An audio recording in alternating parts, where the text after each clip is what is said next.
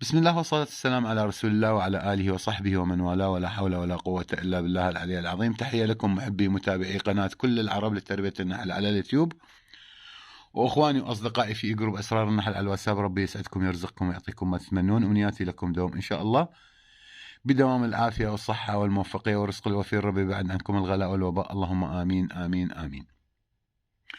كل عام وأنتم بألف ألف خير. أدام الله عليكم الأيام دوما أفراح ومسرات وأعياد، وإن شاء الله جعلكم الله من يعود عليهم رمضان كل عام، اللهم آمين آمين آمين. إخواني، الأمامكم الآن هي أجهزة التلقيح الصناعي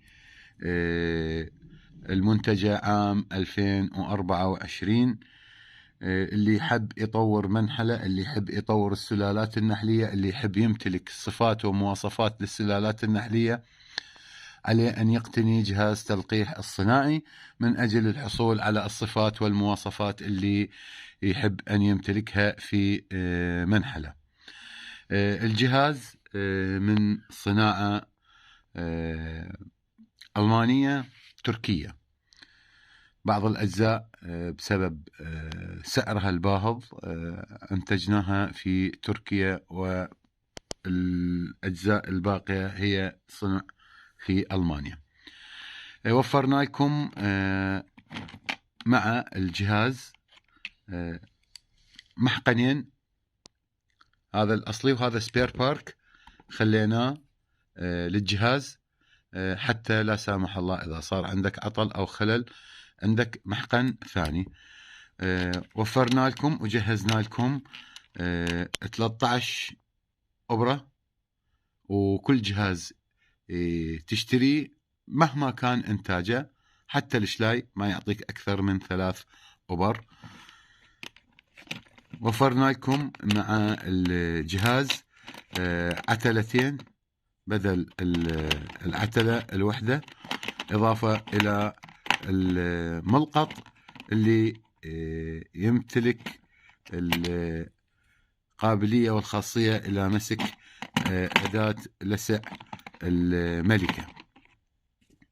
هذا الملقط، وهذه العتلات الإضافية، وهذه الخطافات، وهذه أدوات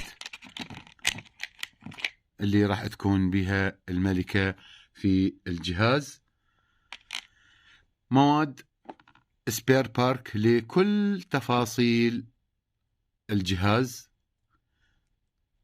يعني إن شاء الله هذا الجهاز يبقى عندك لمدة 10 سنوات، ما راح تحتاج أي مواد سبير بارك إله.